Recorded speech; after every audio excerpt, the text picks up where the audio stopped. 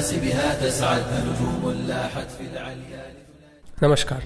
America के अंदर हुआ 9/11 का वो अटैक जिसे आप सब लोग जानते होंगे। जी हाँ, मैं उसी मशहूर अटैक के बारे में बात कर रहा हूँ जिसमें न जाने कितने सारे लोग मारे गए थे। उस अटैक को करवाने वाला था अल-कायदा जो कि एक आतंकवादी संगठन है। उसने इस पूरे घटना को अंजाम दिया और हजारों लोगों को मरवाया। इस अल-कायदा आतंकवादी संगठन के जो मेंबर्स हैं वो पकड़े गए हैं भारत के असम के अंदर। असम में एक मदरसा है जहाँ पे कि ये आतंकवादी पकड़े गए हैं, जिसमें रहने वाला मुस्लिम पादरी अल-कायदा ग्रुप का मेंबर है और बहुत सारे लिंक्स निकल के सामने आए हैं और इसलिए वो जो मदरसा है उसको डिमोलिश कर दिया गया है असम गवर्नमेंट के द्वारा। और ऐसा नहीं कि ये पहली बार हुआ है। असम के अंदर ऐसे बहुत सारे मदरसे हैं जहाँ से कि आतंकवादी संगठन के लिंक्स बाहर निकल के आए हैं। आतंकवादी संगठन से उनके ताल्लुकात थे और इसलिए उन मदरसों को डिमोलिश कर दिया गया, तोड़ दिया गया, निस्तानाबूद कर दिया गया। और आज हम लोग इसी के बारे में बात करने वाले हैं कि आखिर मदरसों के अंदर क्या होता है। क्या मदरसों के अंदर पढ़ाई होता है या फिर वहाँ पे आतंकवादी बनने की ट्रेनिंग दी जाती है। तो रिसेंटली अभी जो असम के अंदर मदरसों को डिमोलिश किया जा रहा है, तोड़ा जा रहा है, उसमें जो पादरी रहने वाले हैं मुस्लिम पादरी, उनके आतंकवादी संगठन से लिंक्स बाहर निकल के आ रहे हैं। इस इंसान जिसकी आप फोटो देख रहे हो इसका नाम है हाफिजुर रहमान और आतंकवादी संगठन से इसके लिंक्स हैं। जी हाँ, मैं उसी आतंकवादी संगठन की बात कर रहा हूँ जिसने अमेरिका के ऊपर 9/11 अटैक्स करवाए थे। अल-कायदा जो कि दुनिया का सबसे खतरनाक आतंकवादी संगठन है और जितने लोगों को अल-कायदा ने मरवाया होगा, जितने आतंकवादी हमले अल-कायदा ने करवाए होंगे, शायद ही किसी और आतंकवादी संगठन ने उतने हमले करवाए होंगे। बट जो असम की पुलिस है और असम की गवर्नमेंट है वो बहुत ही ज्यादा तेजी से काम कर रही है और इन सबको न्यूट्रलाइज कर रही है। जितने भी मदरसे जहाँ पे भी आतंकवादी संगठन की ट्रेनिंग दी जाती है या फिर आतंकवादी से उनके लिंक्स निकल के बाहर आ रहे हैं, उनके जो पादरी हैं उनके लिंक्स बाहर निकल के आ रहे हैं, उनको बंद किया जा रहा है और उनके ऊपर बुलडोजर चला के उनको तोड़ा भी जा रहा है ताकि वापस से वही काम शुरू ना हो सके। और दोस्तों देखिए, इस तरीके के जो हमारे प्यारे भारत देश के अंदर इंटरनल एनिमीज हैं वो बहुत ज्यादा खतरनाक है। एक्सटर्नल एनिमीज को तो हम पहचानते हैं बट इंटरनल एनिमीज को हम पहचानते नहीं है, इसलिए हमें उनसे ज्यादा खतरा होता है। वैसे जो हमारे सेंट्रल एजेंसीज होते हैं वो हमारे देश को ऐसे खतरों से अक्सर बचाते हैं और ऐसे ऑपरेशंस के बारे में अगर आप लोग और ज्यादा जानना चाहते हो तो मैं आपको रिकमेंड करना चाहूंगा रॉ के ऊपर ये बुक समरी या फिर 26/11 में जो हुआ था उसके ऊपर ये बुक समरी, जो कि मिलेगा आपको कुकू FM के ऊपर। अगर आपको नहीं मालूम है तो मैं आपको बता दूं कि कुकू FM इंडिया का लीडिंग ऑडियो लर्निंग प्लेटफॉर्म है जहाँ पे इस तरीके के और भी ढेरों सारे कंटेंट अवेलेबल है। यहाँ पे आपको बहुत सारे अलग अलग टॉपिक्स पे ऑडियो बुक्स सुनने के लिए मिलेंगे, जैसे कि religion, politics, biography, geography, geopolitics. Kuku FM पे जो कंटेंट अवेलेबल है उनकी रेटिंग्स 4.5 से भी ज्यादा है और यहाँ पे नॉन फिक्शन कंटेंट की बहुत बड़ी लाइब्रेरी मौजूद है। और कुकू FM के इस पूरे ऑडियो लाइब्रेरी को आप सुन सकते हो साल में सिर्फ 199 रुपए देकर।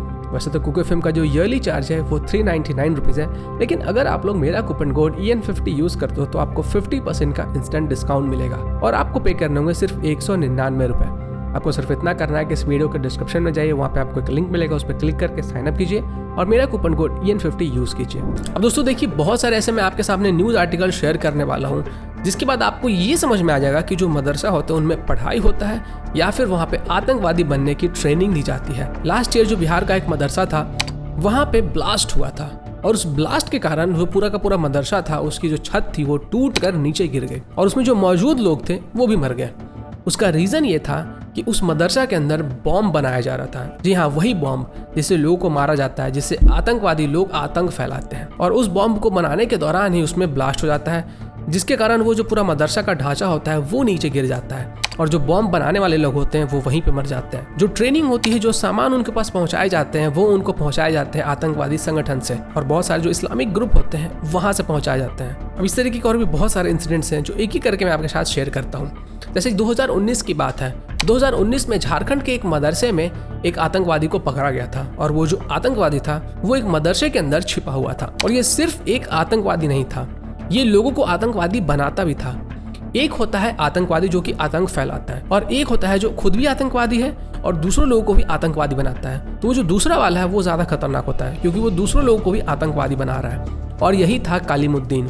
ये झारखंड के एक मदरसे में छिपा हुआ था और वहीं से जो झारखंड का ATS है, एंटी टेररिज्म स्क्वाड, उन्होंने इसे गिरफ्तार किया। अब यहाँ पे सोचने वाली बात यह है कि जब ये आतंकवादी उस मदरसे में छिपा हुआ था तब वहाँ के लोगों ने पुलिस को इन्फॉर्म क्यों नहीं किया।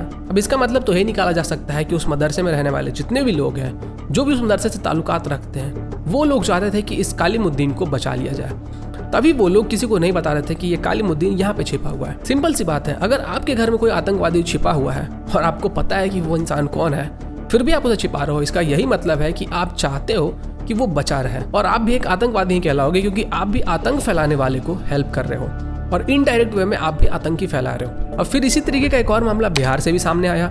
बिहार के फुलवारी शरीफ से मौलाना असगर अली को एक मदरसे से गिरफ्तार किया गया। वो भी मदरसे के अंदर ही छिपा हुआ था और ये जो असगर अली था ये लोगों को बंदूक चलाने की ट्रेनिंग देता था और इसके जो कनेक्शंस थे वो पीएफआई से थे। भी जो पीएफआई है इसके बारे में मैं आप सबको अक्सर बताते रहता हूँ। पीएफआई यानी कि पॉपुलर फ्रंट ऑफ इंडिया, जो कि एक इस्लामिक ग्रुप के नाम पे हमारे देश के अंदर लफ्ज़ जिहाद फैलाता है। दूसरा, ये हमारे देश के अंदर रेडिकलाइजेशन फैलाता है। हमारे देश के अंदर जो आतंकवादी हैं उनको शरण देता है, जो आतंकवादी हैं उनकी हेल्प करता है, जो आतंकवादी है जिनको पकड़ लिया जाता है पुलिस के द्वारा, एंटी टेररिज्म स्क्वाड के द्वारा, उनके लिए ये वकालत करवाता है। मतलब इन शॉर्ट, इन नटसेल अगर आपको बताया जाए तो ये आतंकवादियों की हेल्प करवाता है। और ये जो पीएफआई है इनका ये मोटिव है कि इस पूरे भारत देश को आने वाले 5 से 10 सालों में इस्लामिक बनाना है। मतलब जितने भी लोग हमारे भारत देश के अंदर हैं, किसी भी धर्म के हो, उन सब को इस्लाम में कन्वर्ट कर देना है, चाहे उनकी मर्जी से या उनकी मर्जी के बिना। यानी कि जो कश्मीर के अंदर हुआ था, जिस तरीके से जो हिंदू होते हैं कश्मीर के, उनको मारा गया, पीटा गया, जो लोग कन्वर्ट हो गए वो बच गए, जो लोग कन्वर्ट नहीं हुए या तो उनको मार दिया गया या तो उनको वहाँ से भगा दिया गया। और ये जो सेम विजन है वही पीएफआई का भी है।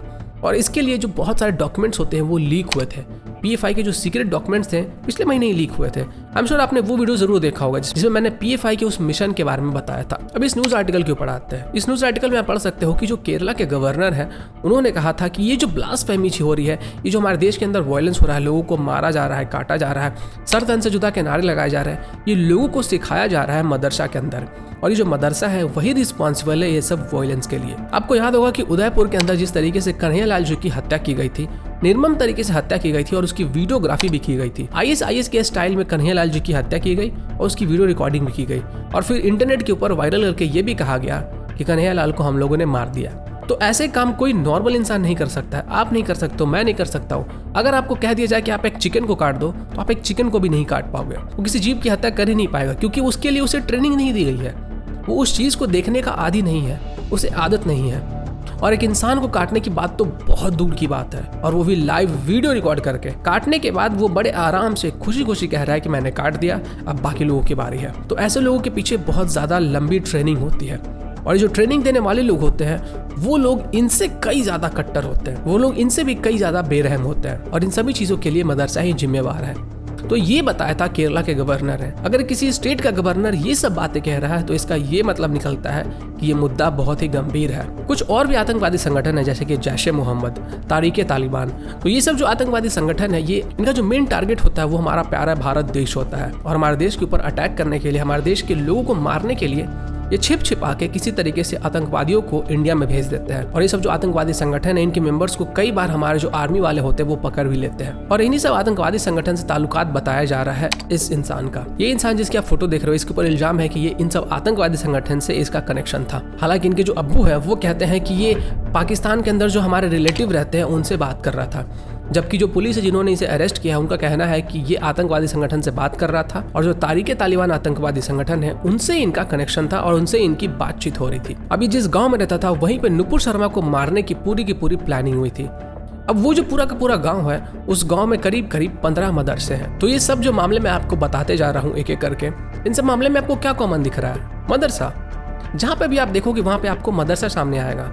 मदरसा का जो लिंक है वो कहीं ना कहीं से किसी न किसी तरीके से आतंकवादियों से होता ही है। और इसके बारे में हमारे जो असम के सीएम है हेमंत विश्व शर्मा जी, उन्होंने ये बताया कि असम के अंदर ये जो मदरसा है वो हॉटबेड बनते जा रहे हैं इन जिहादियों के लिए, आतंकवादियों के लिए, क्योंकि इसके अंदर जो ट्रेनिंग होती है वो ये लोग आसानी से कर देते हैं, क्योंकि मदरसे के अंदर कोई रेगुलेट नहीं किया जाता है। और इसलिए जो मदरसा है इनके ऊपर कड़ी से कड़ी निगरानी रखी जा रही है और जहाँ पे भी कहीं पे इनके कनेक्शंस किसी आतंकवादी संगठन से मिलते हैं तो उनको डिमोलिश कर दिया जाता है ताकि वहाँ पे वापस से वो सब काम ना हो सके। अब सबसे बड़ा सवाल ये उठता है कि जो मदरसा है वो इन आतंकवादियों के लिए और इन आतंकवादियों की ट्रेनिंग के लिए सबसे आसान जगह क्यों हो जाता है? और इसका जो जवाब है वो आपको मिलेगा हमारे कानून व्यवस्था में। जी हाँ, हमारे देश के अंदर कुछ ऐसे कानून हैं कि जो हिंदुओं के गुरुकुल हैं जिनमें की अच्छी शिक्षा दी जाती है उनको बंद करवा दिया गया, और वहीं पे दूसरी तरफ जो मदरसा है जहाँ पे आतंकवादी संगठन की ट्रेनिंग दी जाती है, आतंकवादी बनने की ट्रेनिंग दी जाती है, जो सबसे सेफेस्ट प्लेस हो चुका है एक जिहादी के लिए, उनको बंद नहीं किया जा रहा है, ना उनको रेगुलेट किया जाता है। और यही कारण है कि सबसे आसान जगह हो जाता है जहाँ पे कि ये जिहादी पनपते हैं, जहाँ पे कि जो आतंकवादी है वो पनपते हैं। हालांकि मैं सल्यूट करना चाहूँगा हेमंत विश्व शर्मा जी की गवर्नेंस को, जिन्होंने जिहादियों को अच्छे तरीके से संभाल के रखा है, जो कि आतंकवादियों के ऊपर कड़ी पकड़ बनाए हुए हैं। और ये सब हो पाया क्योंकि वहाँ पे हिंदुत्व लीडर हैं। जो भी चीफ मिनिस्टर है वो हिंदुत्व को फॉलो करते हैं, और जो भी हिंदुत्व का लीडर होगा वो इंश्योर करेगा कि उसके स्टेट में, उसके जो भी राज्य है, वहाँ पे किसी भी तरीके के देश विरोधी गतिविधियाँ ना हो। वैसे इस पूरे मामले के ऊपर आप लोग क्या सोचते हो? मदरसे को बैन करना चाहिए या नहीं करना चाहिए? और जैसा कि मैंने आपको वीडियो की शुरुआत में बताया, इस तरीके के ऑपरेशंस के बारे में अगर आप लोग और ज़्यादा जानना चाहते हो तो आप लोग इन बुक समरीज को रेफर कर सकते हैं जो आपको मिलेगा कुकू FM के ऊपर। तो डिस्क्रिप्शन में लिंक दिया हुआ है, उस पर क्लिक करके साइन अप कीजिए और मेरा कूपन कोड EN50 यूज़ कीजिए और कुकू FM के ईयरली सब्सक्रिप्शन पर 50% का इंस्टेंट डिस्काउंट पाइए।